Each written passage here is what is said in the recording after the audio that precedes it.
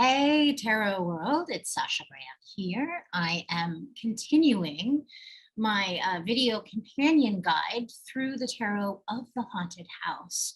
And now we have come to the Suit of Pentacles. So I'm going to start off again. You presumably just watched the Suit of Cups if you're watching these in order. We're looking at the Ace of Pentacles. Now, traditionally, as I stated before, aces, we always see a palm. Now, when it comes to the Suit of Pentacles in Tarot of the Haunted House, the characters and the court cards are literally the witches. They're like the earth creatures surrounding this card. So we see the traditional pentacle, the 5-point star, which traditionally represents earth, air, fire, water, and spirit. And we see it in a hand with which there's the tendrils of growth.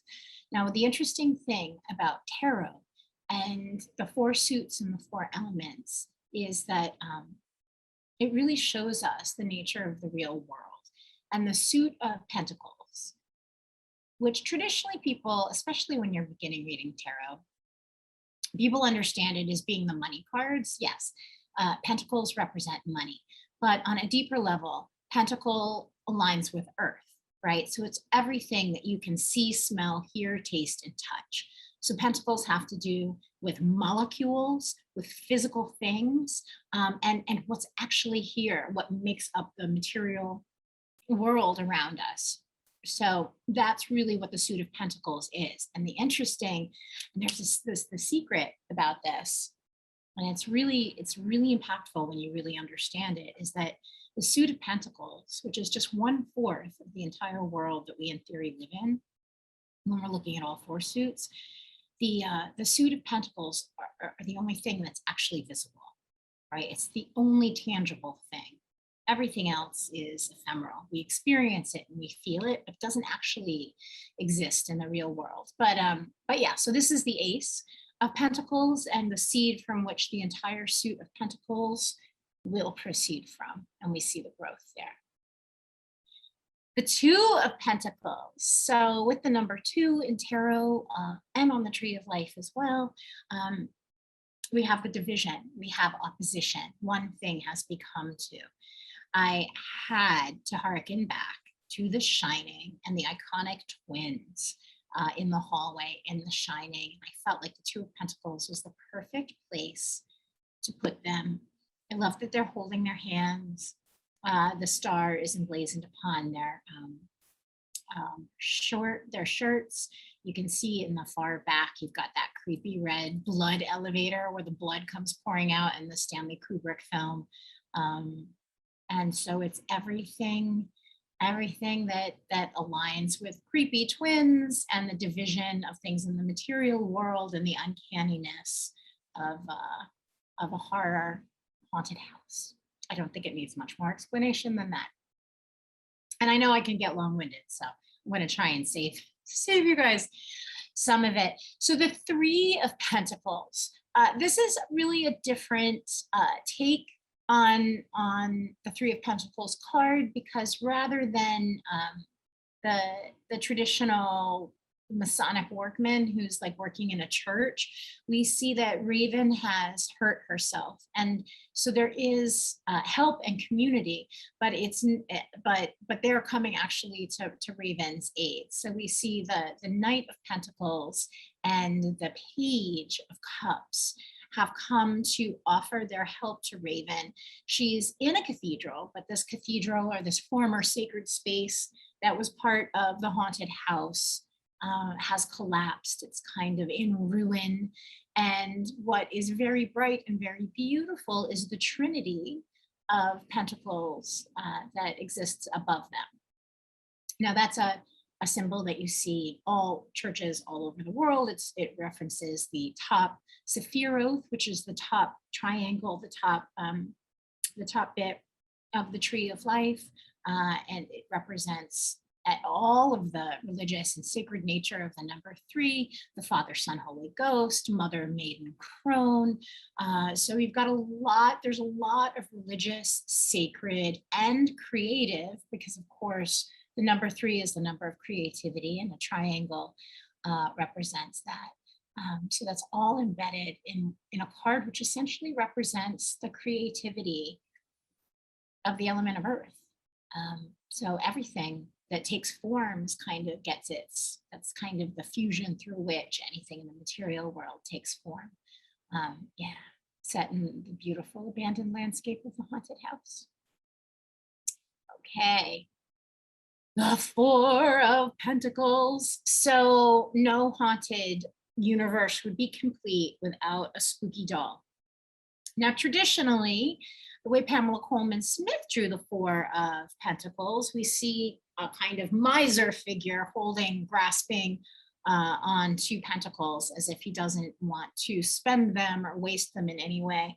And so, I don't know, I just thought it would be interesting to put a really creepy doll who literally is frozen because it's a doll and it's been created that way, with the 4 pentacles. Anybody who's seen Coraline can probably remember the weird part about the other mother having buttons for eyes and how creepy that is. And so we have pentacles over the eyes. There's something inherently terrifying when you can't look into the eyes of something. You can't see what is staring back at you. Laden on top of that is the idea that coins were placed on the eyes of the dead in Greek mythology, so that those coins could be used as payment for that soul as they transition to the other side, be it with the riverboat or as they transfer into Hades. I once did actually a creepy photograph with my daughter where I had her lie down and I put like pennies over her closed eyes, and oh my God, I was so sorry I ever did it. It like creeped me out. It was really scary. So yeah, so I wanted to embed all of that within this card. And even though it's creepy and scary and he's like kind of frozen in there, the fact of the matter is that the 4 of Pentacles represents the stability of earth. So let's stop and think about that for a moment. The stability of earth. The number 4, which aligns with the Emperor, it balances out that expansion and creativity of the number 3. The 4 is what gives it shape. You can't build a house without 4 corners. You can't have a table, I mean, unless it's a really crazily designed table. Most tables have the 4 posts. The same things for chairs. So although this is a creepy doll, it is also the stability of the material world, which is something we all need in order to move forward through the suit. So the 5 of Pentacles. Now, traditionally, the 5 of Pentacles does feel like the dark night of the soul. We see usually a couple walking through a snowstorm, very a la, La Boheme-ish, kind of a dark night. Now, in this card, I thought it would be interesting to put these crustaceous kind of movie creatures that have maybe come up from the ocean that is right next to the haunted house, but they're definitely this creepy haunted creature feature element that's running rampant. So, they're out there, they're in the cold, they're just like us, feelings, needs, and desires. And just like in the regular Rider-Waite-Smith tarot, the stained glass window there, where you see the 5 pentacles, is actually a sacred space. It's a church window, and the salvation that the figures on the outside are seeking lay with it. Now, it's using the traditional symbolism of religion, an organized religion, to speak of this higher spiritual truth, which is that you can always take salvation within yourself or within your spiritual system. And the shape of those 5 pentacles in the stained glass is a literal representation of the 5 sephiroths of the tree of life. So you're actually looking at the tree of life symbolism in this card, as well as on the Rider-Waite-Smith card. It's always so cool because tarot just keeps showing you there's just like more. The more you look, the more you see, the deeper you go. That's why it's so bomb. So that's the challenging 5 of Pentacles. Also, it's just worth shouting out and saying that when this card comes up, it does often talk about the challenges of money in relationships, be they the money issues you grapple with the either your parents, or the money issues in your own relationship with your spouse or partner, or even the money issues you have with children. And fives are always the challenge. But don't worry, because nothing in tarot is forever, and there's always another card. There's always another opportunity. There's always a fresh moment. Now here we are at the Six of Pentacles. Now the Six of Pentacles, traditionally in the Rider-Waite-Smith, we see a figure giving beggars some money. And so I kind of, in imagining this card, it's a raven, she's down in the basement, and she's actually giving out alms, or she's being generous with the rats that live in, the rat-filled basement, those rodents who carry plagues and diseases and sometimes, are terrifying, or here in this card. We see the hierarchy again, six being the heart center and on the tree of life, the fusion of gifts streaming down from above, but also the retroactive gifts coming from below and working their way up the tree. And she's got the kind of like what in the judgment card or the justice card, the scales. We see that too, as if she's kind of counting out what she's giving to the rat.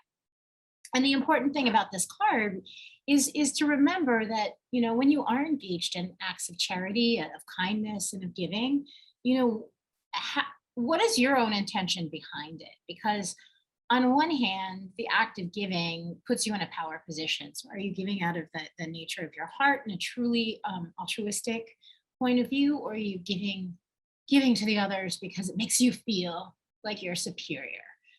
So think about that, the nature of the gifts that you give, and also the nature of how you're willing to receive. Are you one of those people who feels like, no, I never want to take, I always want to be giving? There is an innate pleasure in gifting things to people. And so oftentimes when you're given a gift, it feels as much of a gift to the person who's giving it to you. So be willing to receive as well as to give, because there's pleasure to be found on both sides. The Seven of Pentacles is traditionally the gardener who's taking a pause in the harvest that he's reaping to figure out what step is next. In this case, Raven has kind of pricked her finger in this rose garden, and in her stepping back sees all of these pentacles that have manifested themselves. And due to the pain, and anybody who's ever been pricked by a rose bush, it always, oh my God, I always feel when my rose bushes get me, as if they really were out to get me. And it always feels very intrusive and hurtful and just sharp. And it's a beautiful metaphor, of course, that on roses, which symbolize love, something so incredibly painful grows right within it. And so it is this pain that is kind of giving Raven pause to stop and reassess her situation. So when the Seven of Pentacles comes up, it always means like there's results, right? You see all those pentacles, stuff has happened, we're close to the end of the suit, but it's time to reassess, and it's time to look a little bit deeper into what's coming, so that you can arrive in the place that you want to arrive at. Now, the Eight of Cups. The Eight of Cups is traditionally the artisan, but because we're dealing with elements of witchcraft in the Suit of Pentacles, here we see a witch on the property, and she is literally in the midst of creating a spell. And this is obviously a spell that will manifest in the actual material world. So she is there summoning actual goods, something that will be manifest real in the world. And there she is, like in the middle of it. And she's not taking, like in the traditional deck, you see the artisan who's out in the open hanging his pentacles up as if to showcase his work. And he's very open about it. This witch is making no qualms about the fact that she is casting a spell and she's drawn a sacred circle around her and she's letting her magic out. So interpret that in any way that you might, but especially that it's okay to be the magical creature that you are. No hiding in the shadows. No, no. So the Nine of Pentacles, so often, one of my favorite cards. A lot of people love this card so much just because it represents, we almost always see a figure, a female figure alone in a vineyard, and it really represents being at home in yourself, but on a deeper level, because pentacles are the molecules that make us. It's also, often pentacles can represent the DNA that we carry. And, each of us inherit different things from those who have come before. So there's very much an ancestor element to this card, especially because usually it is found in a vineyard, and vineyards traditionally are in families that have been passed down generation to generation. In vineyards, there is usually a manor house, especially obviously the European vineyards. And so there's the idea of not only being at home in the self, but being at home in your house of spirits.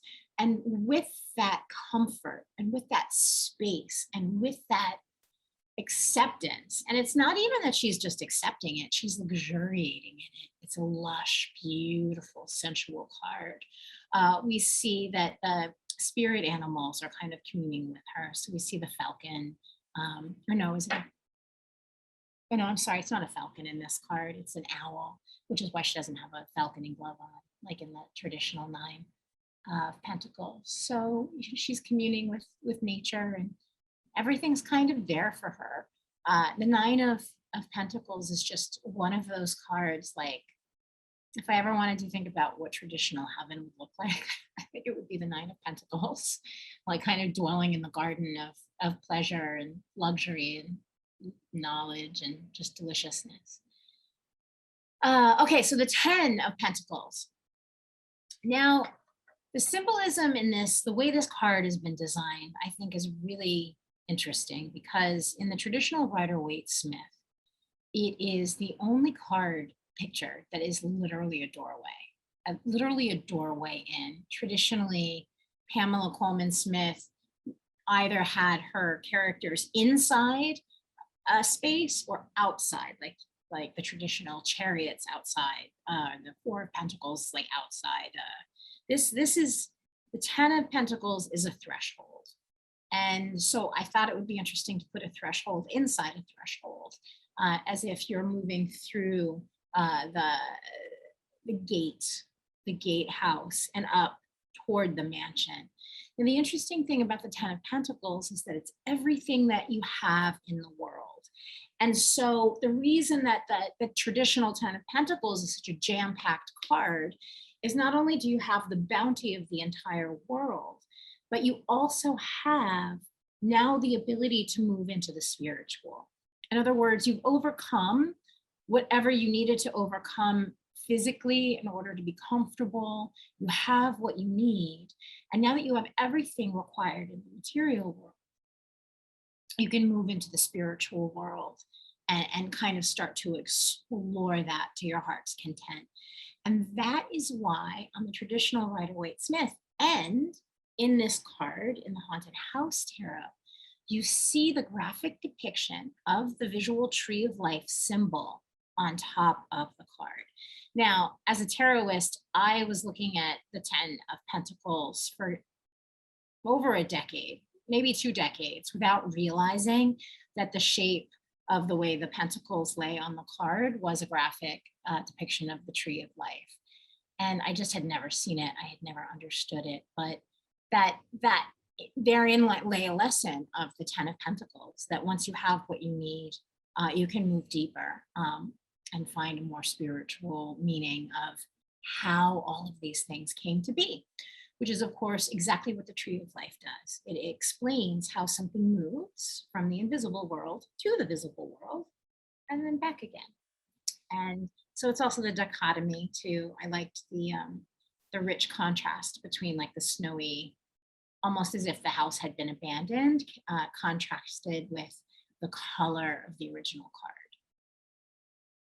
And I think somebody online, someone like Amazon reviewer, said something to the effect of that this card was lazy, and that it's lazy to put existing tarot cards inside of other tarot cards.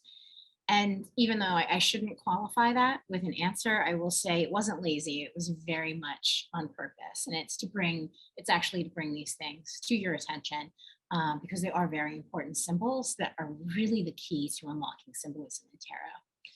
So take that, lazy Amazon reviewer. You probably shouldn't be lazily reviewing things negatively. Okay, enough said there. So here we are now at the court cards.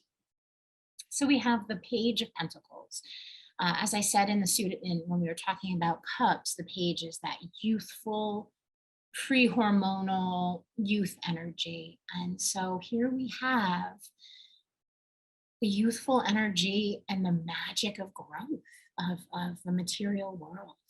And so we see this kind of child creature recognizing that she has the power of manifestation. She's a baby witch. She can make things grow. And as that source of energy, everything on the grounds are attracted to her.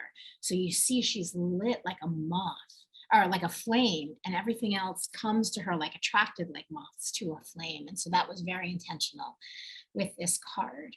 And there's something about the Page of Pentacles, I think for me very deeply speaks about the magic of how we play with the material world when we're children. When you're outside and you're 6 years old and you're like playing alone or playing with your friends, and literally like the trees, you play with the trees and the rocks, and like the landscape becomes your playhouse and your magical land, and all sorts of wonderful things happen in the way that a 6 and a 7-year-old makes mud pies and interfaces with nature on such an intimate way. And it's something that we lose the ability to do if we're not actively out and exploring nature as adults. Even if it's just that we go hiking or if we travel and explore fun different landscapes, it's still not as intimate and as immediate as when we were kids. And so I really wanted to capture that within this Page of Pentacles. Pages are hands down my favorite, I think, of all of the suits. They're always the most fun for me to imagine when I'm designing a deck, because for me, it's the energy that I most enjoy embodying. Probably because there's something about page energy that represents all possibility and joy and play and focus and imagination. Okay, so the Knight of Pentacles. Again, we've got another very hunky knight. Now, I was told by my editor not to, he's like, Sasha, you shouldn't send photos and make it exactly like, so people can recognize who's in the deck. But to be honest with you, for this page, with this Knight of Pentacles, I knew exactly who I wanted as the Knight of Pentacles, as if it came straight out of central casting. And the Knight of Pentacles traditionally is slow, sensual, takes his time, is very grounded, because it's the teen energy of earth. Deliciousness. And for me, the person or the character that encapsulated that, and this was pre-Me Too, I will say, was James Franco in Tristan and Isolde in that movie.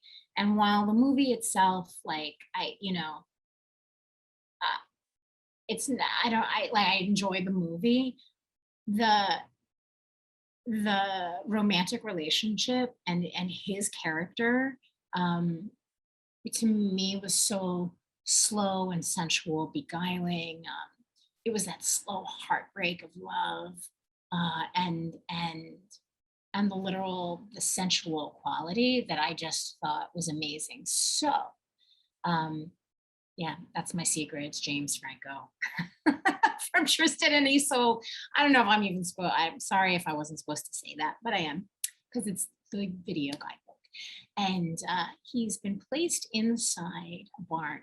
And I might as well just give up another secret. This is the barn on my property upstate, which barns are so much, to me, a sacred space. I always say that, you know, Europe has their castles and India has their temples. And in the United States, we have our barns and our silos. And when you walk into an empty barn or a hay barn, and you're the only one, and you have these great cathedral ceilings and slats of light coming through, it is an incredible sacred space just by the mere architecture of it. And it also, of course, becomes that sacred housing place that traditionally, you know, during the agricultural revolution, housed our goods and kept us alive through long winters. And so I love the idea of the Prince of Earth to be inside the barn, to be very covered in his clothing, to be very protected, and also in his paws, in his pregnant paws, that he is allowing this barn owl to take his pentacle up. Because the key traditionally on the Knight of Pentacles and the Rider-Waite Smith is that there's an unplowed field, or there's a plowed field behind the Knight. And so it's about, you know, what are you planting? What seeds are you putting in for germination? And so in this deck, he's giving his seed to the barn owl to take off. So tasty. I love that Knight. I love me a Knight of Pentacles. Who doesn't? Queen of Pentacles. Okay. Who doesn't love a Queen of Pentacles? So we've moved from the youthful teen energy of the material world to the mature female energy of the material world. And this Queen of Pentacles, I think we gave Mirko 3 cards. I gave him the description of 3 cards to draw, any of the artists we considered. And he came back with this Queen of Pentacles, along with the batch with the world. And I was like, oh yes, I really want this artist for this deck. As you can see, the traditional imagery is there. She has the bunny, which represents fertility. She's holding a pentacle. She's full of nature kind of cascading around her and standing, you know, at the roots of an ancient willow tree. So this is truly the Earth Mother Goddess of nurturing. And I just think she's sublime. And I love this card. It's about taking care of the house and the home and yourself and your body and everyone you love and all of the pleasure of the material world. So it's tantrically delicious. And then when we move to the King of Pentacles, I had to put, I always thought it was funny that the King of Pentacles in the Rider-Waite Smith deck is up on a castle with all of this manifestation. The King of Earth, I always thought, should very much be buried deep within the earth, in his earth kingdom. So here I see in retrospect, it's actually kind of a very Game of Thronesy card. I only watched like 1 or 2 episodes of Game of Thrones, so that was not on my mind when I designed this card, although I can't speak for Mirko, but I do specifically remember saying, this is the King of Earth. He's like kind of the king of the underdwellings. And with that, I wanted him to be surrounded with like pirate booties of treasure and pleasure and kind of just this like bacchanalian enjoyment of everything that exists that one could possibly look at, smell, taste, touch, feel. And of course, that's also why he's beefy and muscular, because he's the King of Earth. So of course he's going to be incredibly physical in his physicality. And yeah, so he's not my type really. But I know there's certainly a lot of lady readers out there who commented that this is definitely their type. So, I mean, I hope you find your type in this deck, if you know you're someone who has like specific types. Anyway, that is the King of Pentacles, and so stay tuned because after I turn this off, we're going to move into the suit of what may be my favorite suit of the deck. Wands and the element